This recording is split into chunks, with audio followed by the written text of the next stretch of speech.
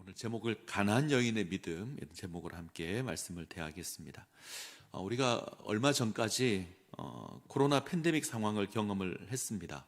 그때 우리는 코로나균에 노출되지 않기 위해서 아주 정결한 그런 삶을 살았습니다. 사람들과 접촉을 피하고 거리 두기를 합니다. 식당에서는 칸막이를 하고 우리가 밥을 먹었습니다. 비말에 감염되지 않도록 마스크를 썼습니다. 평생을 살아오면서 우리가 마스크를 쓴 숫자보다 훨씬 더 많은 숫자를 그때 썼습니다. 어디 들어갈 때는 체온을 재고 들어가고 손 소독제를 발랐습니다. 집으로 들어가면 손과 발과 몸을 씻었습니다. 우리는 이 일에 아주 민감했습니다. 누군가 마스크를 쓰지 않으면 곱지 않은 시선을 보내기도 하고 이것으로 다툼이 일어난 일도 있었습니다. 그 정도로 민감했습니다. 우리는 그때 정결함을 유지하려고 아주 애를 썼습니다. 자, 이런 모습이 우리 신앙에도 필요하지 않을까 이런 생각을 합니다. 우리가 살아가는 세상은 코로나보다 훨씬 더 전염성이 강한 죄의 바이러스가 가득합니다. 이러한 세상을 살아가는 우리의 내면 세계는 정결하는 것을 지닐 수 있도록 애쓰고 노력해야 될 겁니다. 우리는 죄의 바이러스로부터 우리를 지키기 위해서 마스크를 사용해야 될 수도 있고 손을 씻고 소독을 해야 될 수도 있습니다. 거리 두기를 해야 할 수도 있습니다. 우리는 정결한 삶을 위해서 여러 가지 조치들을 취할 겁니다. 유대인들은 그 누구보다 정결의 문제에 예민한 사람들이었습니다. 이들은 정결을 지키기 위해서 여러 가지 방역 수칙을 만들어서 지켰습니다. 먼저 율법에서 금한 것들이 있는데 부정한 것들이 있는데 가까이 하지 않았습니다.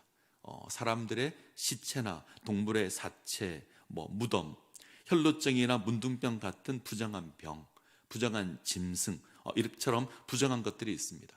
율법은 이것들과 접촉하게 되면 그 사람도 부정하게 된다 이렇게 정의합니다. 때문에 철저하게 거리를 두고 철저하게 거리 두기를 했습니다. 특별히 부정한 상태에서 음식을 먹은 것을 아주 심각한 죄로 규정을 했습니다. 그래서 정결케 하기 위한 물을 언제나 준비해 두고 손과 발을 씻었습니다. 외출하고 돌아오면 반드시 손과 발을 씻습니다. 특별히 음식을 먹기 전에 반드시 씻었습니다. 이것으로 정결함을 유지하려고 했습니다. 근데 율법에는 이 손 씻는 거에 대한 규례는 없습니다. 근데 율법을 엄격하게 지키기 위해서 이런 규범들을 만들었습니다. 이걸 장로들의 전통 혹은 장로의 유전 이렇게 부릅니다. 자, 한번 생각해 보시죠. 이런 규범을 만드는 것이 잘못된 것일까요? 아닐 겁니다. 부정함이 가득한 세상에서 거리 두기를 하고 마스크를 쓰는 것처럼 아무 문제가 없을 겁니다. 이런 것들이 정결함에 틀림없이 도움이 됐을 겁니다. 유대인들의 정결은 아무런 문제가 없습니다. 위생적으로도 나쁘지 않고 도움이 될 겁니다. 그런데 이 정결법을 의로움의 기준으로 삼는다면, 내가 이것을 지키는 것을 나의 의로움의 기준으로 삼는다면 문제가 될 수 있습니다. 예수님 당시 바리새인과 서기관들이 그랬습니다. 이들은 장로의 전통을 지키는 것으로 나는 의로운 사람이다. 장로의 전통을 지키지 않으면 저 사람은 부정한 사람이다. 이렇게 정의를 했습니다. 정결법을 지키면 의로운 것으로 인정하고 그렇지 않으면 부정한 것으로 치부했습니다. 죄인 취급을 하는 겁니다. 자, 우리가 대하는 마태복음 15장은 이런 내용으로 시작을 합니다. 자, 1절과 2절을 한번 보죠. 15장 1절 2절 같이 읽습니다. 그때 바리새인과 서기관들이 예루살렘으로부터 예수께 나와 이르되 당신의 제자들이 어찌하여 장로들의 전통을 범하나이까? 떡 먹을 때에 손을 씻지 아니하나이다. 바리새인과 서기관들이 예수님께 나와 제자들을 고소합니다. 이 제자들 가운데 몇 사람이 씻지 않은 손으로 떡을 먹었습니다.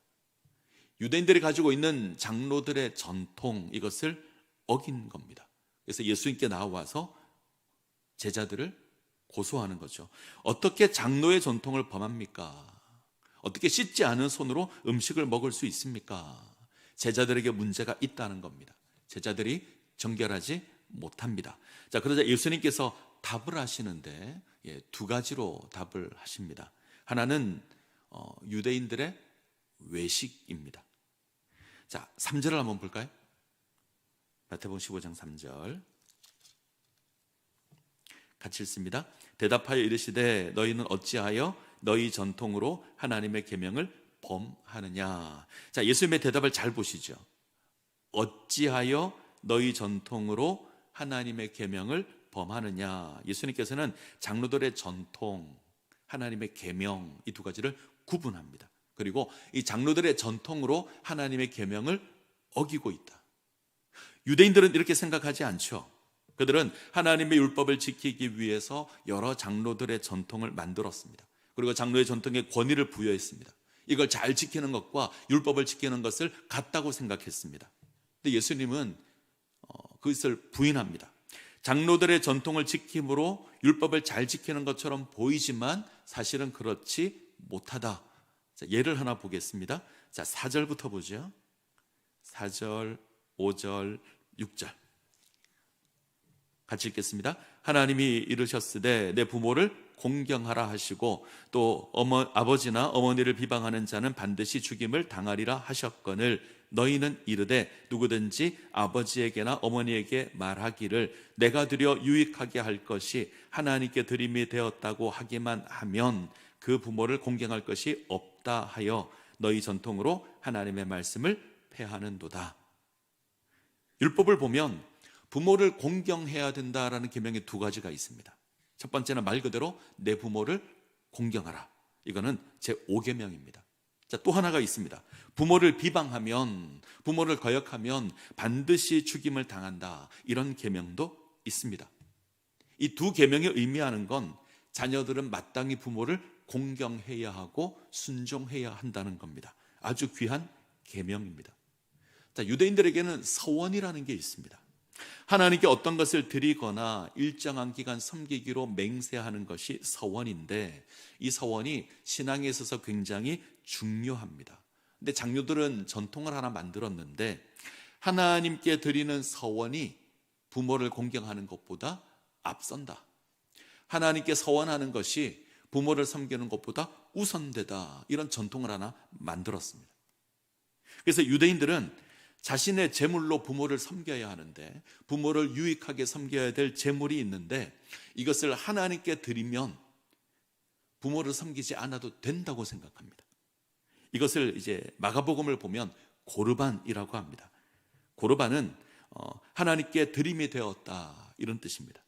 유대인들은 하나님께 재물을 드리면서 이것이 고르반이다 이렇게 선포합니다. 이렇게 선포하면 부모께 드려야 될 것을 하나님께 드린 바 되었다라고 선포하면 부모를 섬기지 않아도 된다고 가르쳤습니다. 그래서 유대인들이 부모를 섬기지 않는 겁니다. 그 책임을 감당하지 않는 겁니다. 부모를 공경하라는 하나님의 율법이 있는데 이 장로의 전통으로 이 율법을 거부하는 겁니다. 인간이 만든 규범이 하나님의 율법을 버리는 겁니다. 이것은 하나님을 섬기는 것이 아닙니다. 예수님께서는 이사야의 예언을 인용하시면서 종교 지도자들의 이들의 행위가 어리석다, 유대인들의 행동이 어리석다 책망합니다. 마치 하나님을 잘 섬기는 것처럼 보이지만 실제로는 하나님과 아무 상관이 없고 하나님을 거역하는 것이다 선언합니다. 자, 예수님의 또 다른 가르침이 있는데 정결에 대한 겁니다. 예수님께서는 겉을 거룩하게 하는 것이 아니라 속을 깨끗하게 해야 한다. 속을 거룩하게 해야 한다 말씀합니다. 자, 11절을 보죠. 11절 같이 읽습니다. 입으로 들어가는 것이 사람을 더럽게 하는 것이 아니라 입에서 나오는 그것이 사람을 더럽게 하는 것이니라. 입으로 들어가는 것이 사람을 더럽게 하는 것이 아닙니다. 이 말의 의미는 분명합니다. 실상 사람에게 들어가는 음식이 사람을 더럽게 하지 않습니다. 사람에게서 나오는 배설물이 더러운 겁니다. 유대인들은 정결함을 지키지 않고 정결함을 지키지 않은 상태에서 먹는 것이 더럽다고 하는데 예수님은 아니다. 사람에게서 나오는 것이 더럽다. 이게 배설물을 의미하지만 실상은 유대인들의 모습을 비꼰 겁니다. 자, 18절에서 20절 18절에서 20절 같이 읽습니다. 입에서 나오는 것들은 마음에서 나오나니 이것이야말로 사람을 더럽게 하느니라. 마음에서 나오는 것은 악한 생각과 살인과 간음과 음란과 도둑질과 거짓 증언과 비방이니 이런 것들이 사람을 더럽게 하는 것이요 씻지 않은 손으로 먹는 것은 사람을 더럽게 하지 못하느니라. 사람을 더럽게 하는 건 악한 생각으로 말미암아 드러나는 온갖 죄악들입니다. 이게 더러운 겁니다.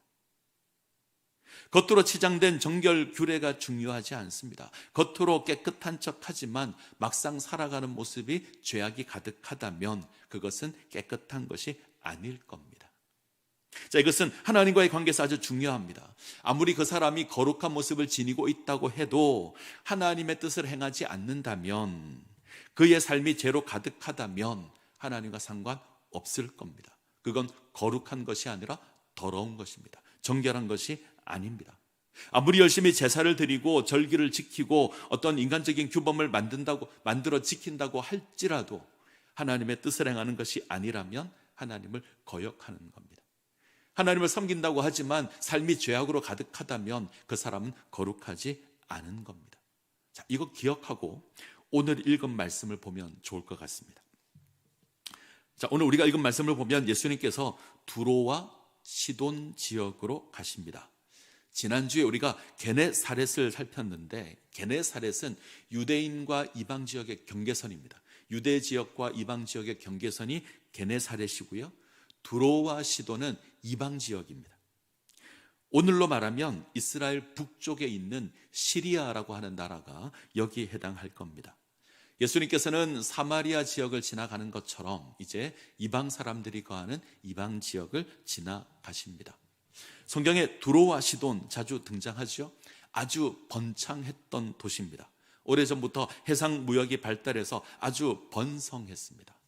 또 하나 유명한 것이 있는데 바알 숭배의 근원지가 이곳입니다. 두로와 시돈입니다. 아합의 아내 이세벨, 이 이세벨이 두로와 시돈 출신입니다. 자, 그러면 우리가 딱 봐도 거룩함과는 거리가 있습니다. 이스라엘 입장에서 보게 되면 부정함이 가득한 땅입니다. 예수님께서 이 부정한 땅으로 들어가십니다.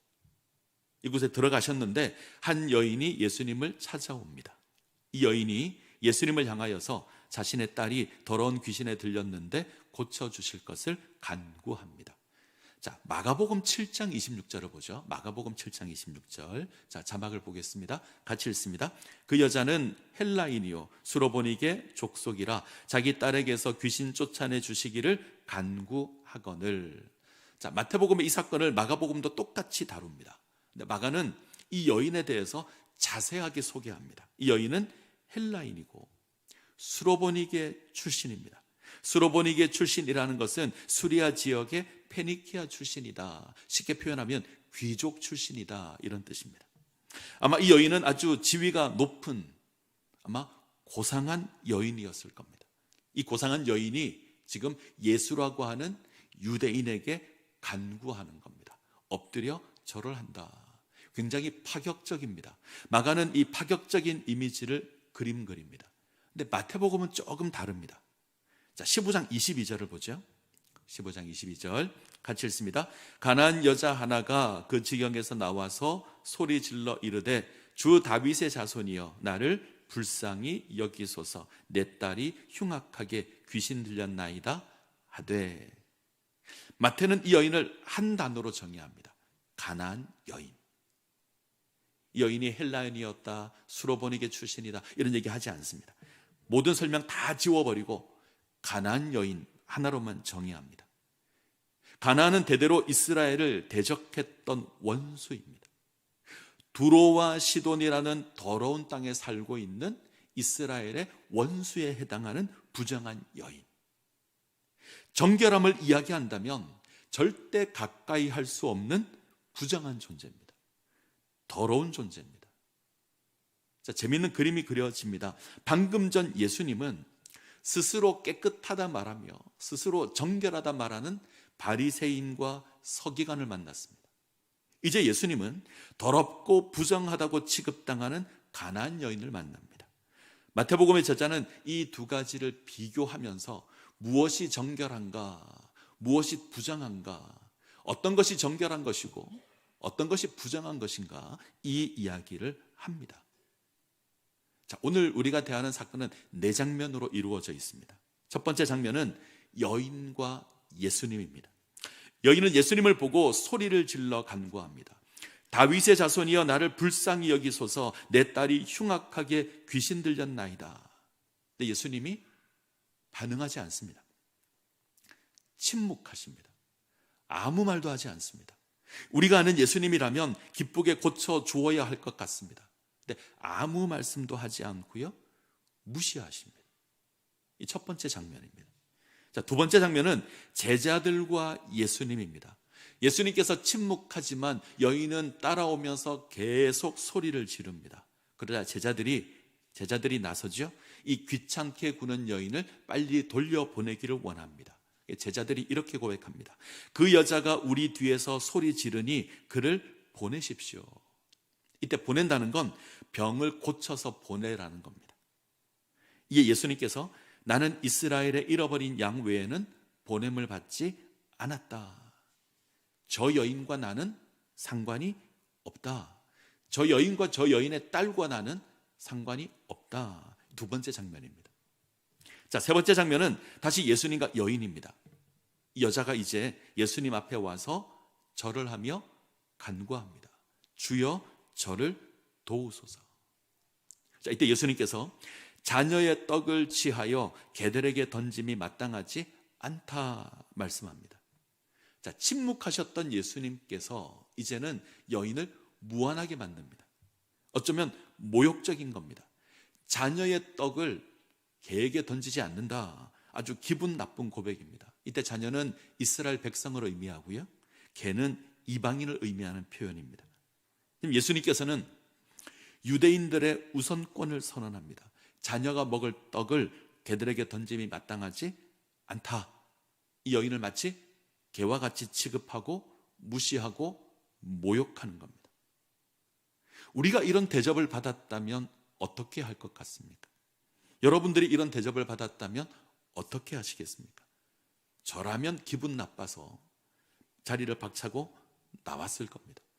아마 참지 않았을 겁니다. 나와서 예수에 대한 안 좋은 소문을 퍼뜨렸을지 모릅니다. 근데 이 여인은 이러한 예수님의 말씀을 그대로 받아들입니다. 주여 옳습니다. 그런데 상 아래 개들도 제 주인의 상에서 떨어지는 부스러기를 먹나이다. 자, 이 고백을 이해하는 게 필요한데, 우리는 앞서 유대인들의 정결법을 살폈습니다. 이들은 음식을 먹기 전에 반드시 손을 씻습니다. 그런데 음식을 먹다 보면 손이 더러워질 수 있죠. 이때는 어떻게 하냐면 빵으로 손을 닦습니다. 빵 부스러기로 손을 닦고 이것을 식탁 아래 떨어뜨립니다. 그러면 개가 와서 그것을 먹습니다. 예수님께서는 자녀가 먹어야 할 떡을 개에게 줄 수 없다. 근데 여인은 이 정결법에 빗대서 고백하는 겁니다. 상에서 떨어지는 부스러기를 개가 먹지 않습니까? 자녀에게 줄 떡을 개에게 주지는 않지만 개가 그것을 먹을 수도 있다라는 겁니다. 자신은 개와 같이 낮은 존재지만 하나님의 은혜를 맛보기를 원한다는 고백입니다. 이건 철저하게 하나님을 바라보고 의지하며 하나님의 은혜를 사모하는 고백입니다. 자, 여인이 이 모습을 지니고 있습니다. 이게 세 번째 장면이고요. 자, 네 번째 장면은 예수님께서 이 여인을 인정하십니다. 여자여, 너의 믿음이 크도다. 너의 소원대로 되리라. 자, 이때 여인의 딸이 나음을 입었습니다. 자, 이 가나안 여인을 한번 생각해 보죠. 이 가나안 여인은 예수님을 메시아로 이해하는 믿음이 있습니다. 예수님을 향해서 다윗의 자손이여 고백합니다. 이방인이 이런 믿음을 지니고 있는 건 굉장히 특별한 겁니다.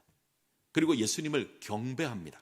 예수님 앞에 나와서 엎드려서 절을 합니다. 이때 절에 해당하는 단어는 예배하다, 이런 단어입니다.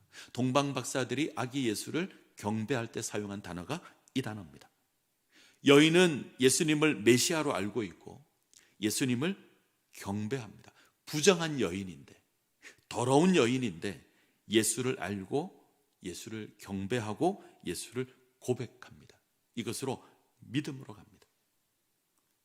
우리가 앞서 보았던 바리새인과 서기관과는 다릅니다. 이들은 예수를 모릅니다. 예수를 고백하는 것이 아니라 예수를 배척하고 예수를 거부합니다. 하지만 이 여인은 믿음의 자리에 서 있습니다. 자, 이제 예수님을 한번 생각해 보죠. 오늘 본문에서 우리가 대하는 예수님은 우리가 보기에는 좀 어색합니다. 우리가 아는 예수님의 모습이 아닌 것 같습니다. 예수님께서는 여인의 요청에 침묵하고 여인을 무시하고 여인을 배척하고 뭔가 예수님 같지 않습니다. 지금 예수님은 유대인으로 행동합니다. 이방인의 입장에서 유대인을 상대할 때 그들이 경험할 만한 것들을 예수님께서 그대로 행동하시는 겁니다. 당신은 그냥 유대인으로 이방인을 대할 때, 유대인이 이방인을 대할 때 취하는 그 자세를 그대로 취하고 있습니다. 이방 여인이 유대인들을 대할 때 경험하게 될 것을 그대로 하는 거죠. 유대인들은 부정하다 할 것이고 무시할 것이고 배척할 겁니다. 예수님이 그대로 하십니다. 이건 가나안 여인을 거부하거나 단절하기 위함이 아닙니다. 가나안 여인을 밀어내기 위해서 이렇게 행동하는 게 아닙니다. 예수님은 여인의 믿음을 드러내기 위해서 고의로 이렇게 행동합니다. 여인이 지니고 있는 믿음이 얼마나 대단한 믿음인가, 이거 드러내기 위해서 의도된 행동을 하는 겁니다.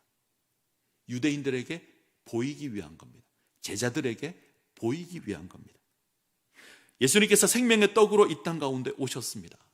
당신을 내어주심으로 당신의 백성 이스라엘을 구원하실 겁니다. 이것을 잘 보여주는 사건이 오병이어 사건입니다. 오병이어가 바로 앞장에 있습니다. 14장에 오병이어 이적이 있습니다. 예수님께서는 자녀된 이스라엘에게 당신 자신을 생명의 떡으로 주십니다. 근데 유대인들이 거부하죠. 유대인들은 예수를 알지도 못하고 예수를 배척합니다. 그런데 그 생명의 떡을 이방인들이 취하고 있습니다. 유대인들이 거부한 떡을 개와 같은 이방인들이 취합니다. 이것으로 저들이 하나님의 축복을 누립니다. 우리가 지난주에 봤던 게네사렛 사람들이 그들입니다. 이들은 예수를 알고 예수께 나아오고 예수께 간구하고 예수의 옷자락을 만짐으로 병나음을 입었습니다. 오늘 본문에는 가나안 여인이 이것을 누립니다. 자, 오늘 사건 다음을 보시면 칠병이어의 이적이 나옵니다. 칠병이어는 이방인들에게 생명의 떡을 베푸는 이적입니다.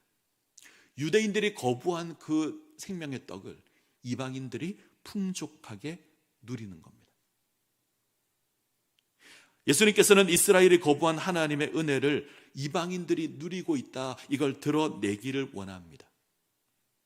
유대인들이 모르는 예수님을 가나안 여인이 압니다.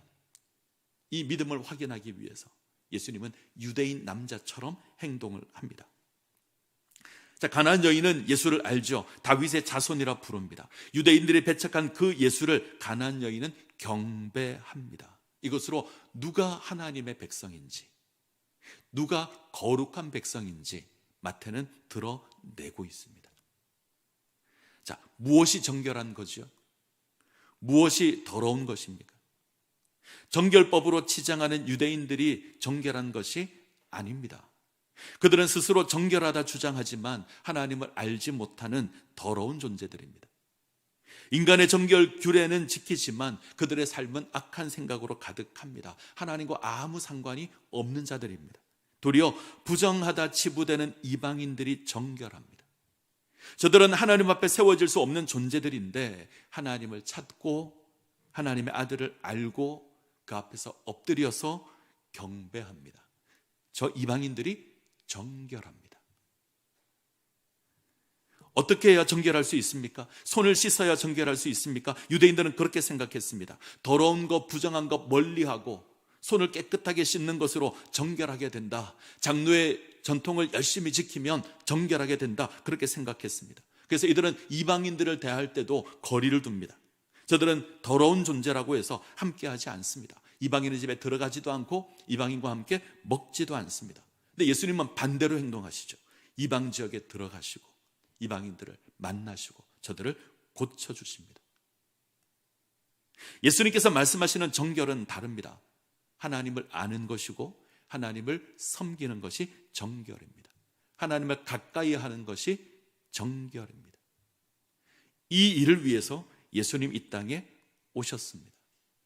하나님을 모르고 거역하는 인생을 구원하기 위해서 이 땅에 오셨습니다. 거룩한 하나님께서 인생의 더러움을 깨끗하게 하십니다.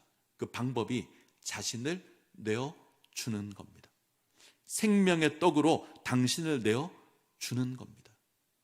십자가가 의미하는 것이 이겁니다. 우리의 더러운 죄악을 깨끗하게 하기 위해서 거룩하신 하나님께서 죄인의 자리에 서십니다. 고난당하고 죽임을 당하십니다. 이것으로 우리를 거룩하게 하십니다. 자, 이것 위해서 오셨습니다. 예수님께서 가나안 여인을 멀리 대하십니다. 침묵하시고 무시하십니다. 이건 하나님과의 거리감을 깨닫게 하는 겁니다. 그런데 예수님께서 십자가에서 이 모든 것 감당하십니다. 예수님 당신이 십자가를 질 때에 하늘은 침묵합니다. 하나님께서 침묵하십니다. 사람들의 멸시를 받고 사람들의 천대를 받습니다. 우리가 감당해야 될 그 모든 것을 예수님께서 감당하십니다. 우리가 하나님과의 관계에서 거리가 있는, 하나님과의 관계가 단절된 이 모든 것을 예수님께서 그대로 감당하십니다. 그리고 우리를 거룩하게 하십니다. 이 은혜를 기억하시기를 바랍니다. 마지막으로 하나만 더 보죠. 오늘 본문에서 우리가 주목해야 될 인물이 하나 더 있습니다. 제자들입니다. 오늘 사건을 마가복음도 동일하게 기록하고 있는데, 마가는 예수님과 여인과의 이야기만 기록합니다. 마가복음에는 제자들이 등장하지 않습니다. 근데 마태복음에는 예수님과 가나안 여인 사이에 제자들이 등장합니다. 자, 23절을 보죠. 15장 23절 같이 읽겠습니다. 예수는 한 말씀도 대답하지 아니하시니 제자들이 와서 청하여 말하되 그 여자가 우리 뒤에서 소리를 지르오니 그를 보내소서. 제자들은 뒤에서 소리 지르는 여인을 귀찮아합니다.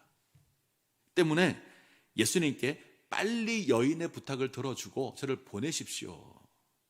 이건 자비를 베푸는 것도 아니고 배려를 하는 것도 아닙니다. 빨리 저 여인이 원하는 거 들어줘서 빨리 보내버리라는 겁니다. 귀찮으니 빨리 해결하라는 겁니다. 이거는 배려가 아니고 배척입니다. 여인을 제거하는 겁니다. 자, 잘 보시면 제자들은 예수님의 권능을 배척의 도구로 사용합니다. 저 여인이 원하는 거 빨리 들어주십시오. 그 귀신 들린 딸이 있는데 빨리 고쳐주십시오. 그래서 빨리 보내버리십시오. 더러운 귀신을 쫓아내는 예수님의 권세인데 배척의 도구로 사용합니다. 제자들은 예수님과 함께 있습니다. 예수로 말미암아 하나님의 은혜를 누립니다. 근데 그 은혜를 다른 사람을 배척하는 도구로 사용합니다. 그들이 경험한 하나님의 은혜를 다른 사람을 배척하는 도구로 사용합니다. 자, 바리새인과 서기관은 하나님의 율법을 받았습니다. 하나님의 말씀을 받았습니다. 근데 그걸 악용하죠. 하나님의 뜻을 거역합니다. 제자들은 하나님의 은혜를 받았습니다. 근데 그 은혜를 하나님의 뜻을 거역하는 것으로 사용합니다. 결국 제자들이나 바리새인이나 서기관이나 똑같은 겁니다. 저는 제자들의 모습이 좀 불편했습니다. 마치 우리가 그렇게 하고 있는 것 같아서 불편했습니다. 오늘날 교회는 열심히 하나님을 섬깁니다. 열심을 따진다면 우리는 누구에게도 지지 않을 겁니다. 우린 이것으로 의로움을 삼습니다. 내가 지니고 있는 신앙의 열심으로 나의 의로움을 삼습니다. 정작 하나님의 뜻에는 관심이 없습니다. 우리가 지닌 경건으로 담을 쌓습니다. 우리는 세상과 담을 쌓죠. 우리는 너희와 다르다. 담을 쌓습니다. 그리고 그들을 거부합니다. 우리는 진지하게 물어봐야 합니다. 우리는 손을 씻는 것으로 정결하다고 하지만 정말 우리의 마음까지 정결한가? 우리는 예배를 드리고 있지만 다른 사람을 비판하고 판단하고 있지는 않은가? 우리는 기도를 하고 성경 말씀을 대하고 있지만 다른 사람에게 무례하게 행동하고 있지는 않은가? 다른 사람을 제거하고 배척하고 비판하고 그렇게 하고 있지 않은가? 예수님께서 묻고 계십니다. 오늘 너는 스스로 깨끗하다고 생각하느냐?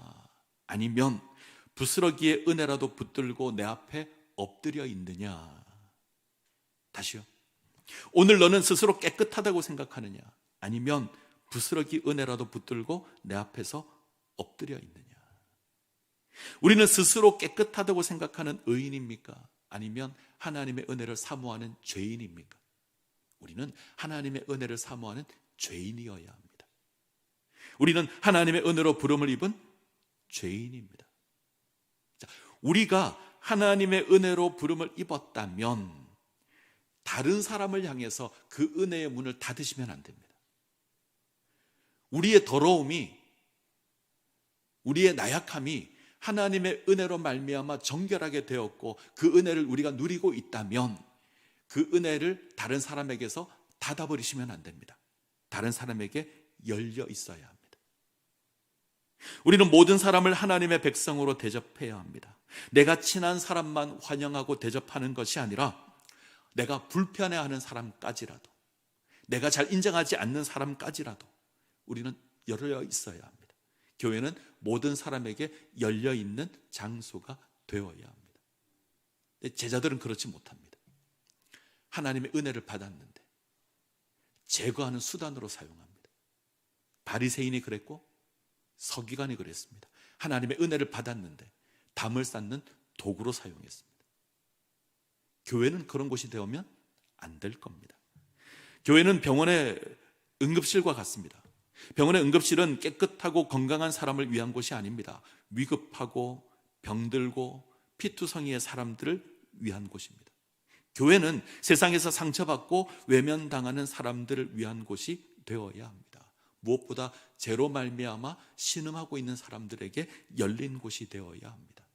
저들을 환영해야 하고 우리가 받았던 그 은혜 저들이 누릴 수 있도록 우리는 배려해야 합니다. 저들을 예수님께로 인도해야 합니다.